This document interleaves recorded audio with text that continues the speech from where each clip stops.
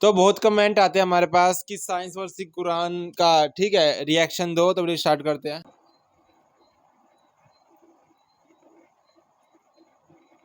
बिस्मिल्लाहिर्रहमानिर्रहीम। आजकल कुछ लोग इस झूठ और इस गलत बात को बहुत फैलाने का प्रयास कर रहे हैं कि कुरान में यह लिखा है कि धरती चपटी है।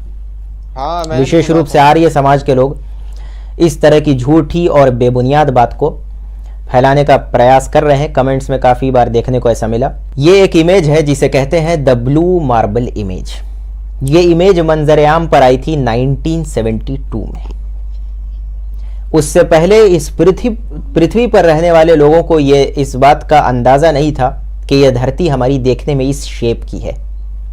लेकिन इस इमेज के रिलीज होने के बाद अपोलो 17 का जो मिशन था, जो सक्सेसफुल हुआ 1972 में, उसके बाद कुछ लोग भारत में विशेष रूप से उछलने लगे और उन्होंने ये कहना शुरू किया कि उनके यहाँ इस धरती के आकार, इसके शेप के बारे में कुछ ऐसा ही उनके ग्रंथों में लिखा है। लेकिन उन्होंने इसके साथ ये भी झूठ फैलाना शुरू किया कि साहब कुरान में ये लिखा है कि धरती चपटी है। इस तरह का झूठ, इस तरह का फरेब आपको पता है। आर्य समाज के लोग इसी तरह के झूठ और फरेब का सहारा लेते हैं। लेकिन उसके बाद भी हाल ये है कि उनकी तरफ दुनिया में किसी ने आज तक तवज्जो नहीं दिया है। सबसे पहले इस विषय में यह जान लीजिए कि अरबी भाषा में भूमि और पृथ्वी यानी लैंड या ग्राउंड और अर्थ, इन दोनों के लिए एक ही शब्द आता है और वो शब्द है अल अर्द। अल अर्द का मतलब होता है, अगर उर्दू में कहूं तो जमीन। जिस तरह से जमीन एक ही वर्ड है उर्दू में भूमि के लिए भी और पृथ्वी के लिए भी। लेकिन कॉन्टेक्स्ट से बात क्या कही जा रही है, इसके कॉन्टेक्स्ट से इस बात का अंदाजा लगता है कि हम जब जमीन बोल रहे हैं या अरबी का अर्द बोल रहे हैं तो उसका क्या अर्थ है। उसका अर्थ भूमि है अथवा पृथ्वी है। उदाहरण से समझ लीजिए, अगर किसी शख्स ने यह कहा कि मैंने जमीन खरीदी है, तो आप आसानी से यह समझ जाएंगे कि वो भूमि का मतलब जमीन घर बनाने के लिए या किसी प्लॉट की बात कर रहा है, इसलिए कि पूरे पृथ्वी को तो कोई खरीद नहीं सकता है। कॉन्टेक्स्ट से बात के आपको पता चल जाता है।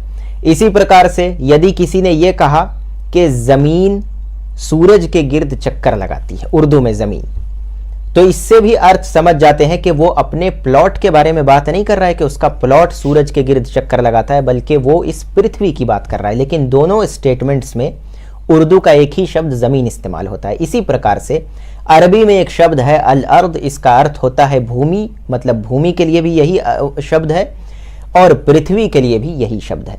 यदि कुरान की किसी आयत में सूर्य और चंद्रमा की बात हो रही है, दूसरे ग्रहों की बात हो रही है, आसमानों की बात हो रही है, वहां पर यदि ये शब्द अर्द आएगा तो इसका मतलब होगा पृथ्वी।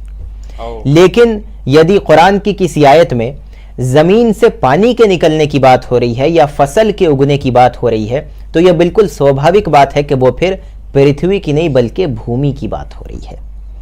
इस विषय में कई सारी आयत है। मैं आपके सामने एक आयत करीमा सेलेक्ट करके लाया हूं। जबरदस्त आयत है, बहुत टिपिकल एग्जाम्पल है, जिसमें यह शब्द अर्द 2 मरतबा आया है और दोनों मरतबा अपने इस अलग अलग मीनिंग के साथ आया है। एक मरतबा पृथ्वी के मीनिंग में आया है और एक मरतबा भूमि के अर्थ में आया है। कुरान चैप्टर नंबर 2 आयत नंबर 164, इसमें फरमाया गया, यकीनन आसमान और जमीन अर्थात पृथ्वी की पैदाइश, दिन और रात का बदलना, कश्तियों का समुद्र में चलना जिससे कि लोगों को नफा होता है, आसमान से पानी उतार कर मुर्दा जमीन अर्थात भूमि को जिंदा कर देना, उसमें हर किस्म के पशु को फैलाना, हवाओं का रुख बदलना और बादल जो आसमान और जमीन, आसमान और पृथ्वी के दरमियान में है, इनमें अक्ल रखने वालों के लिए बहुत सी निशानियां हैं। एक ही आयत में 3 स्थान पर यह शब्द आया है। कॉन्टेक्स्ट से पता चलता है कहां पर इसका अर्थ भूमि है और कहां पर इसका अर्थ पृथ्वी है। इसी प्रकार से और भी आयत रखी जाती हैं। जैसा कि मैंने आपसे कहा कि यह शब्द अर्थ कुरान में कई बार आया है। एक और एग्जाम्पल आपके सामने रखता हूं, जिसमें कहा जा रहा है चैप्टर नंबर 2 आयत नंबर 22 में, अल्लज़ी जअल लकुमुल अर्द फिराशा। यह शब्द फिराश यहां पर आया है। इससे भी लोगों को बेवकूफ बनाने का प्रयास किया जाता है।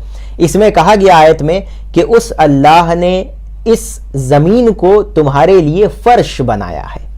हालांकि इस आयत करीमा में जो सबसे पहला वर्ड जो नोट करने वाला है वो है लकुम, अर्थात तुम्हारे लिए। मनुष्य से कहा जा रहा है कि उसने तुम्हारे लिए।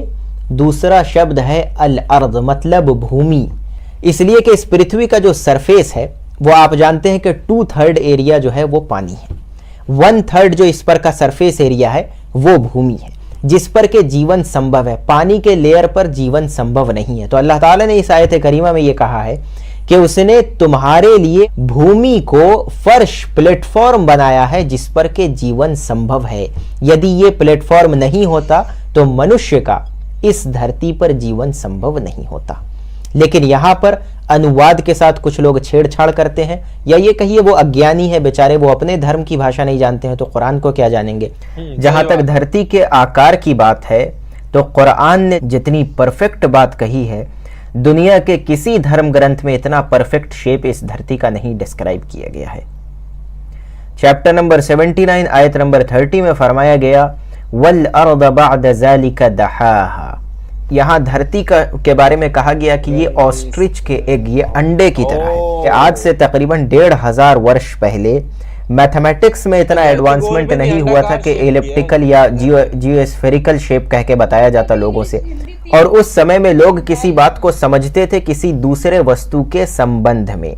अंडे कई प्रकार के होते हैं या कई आकार के होते हैं।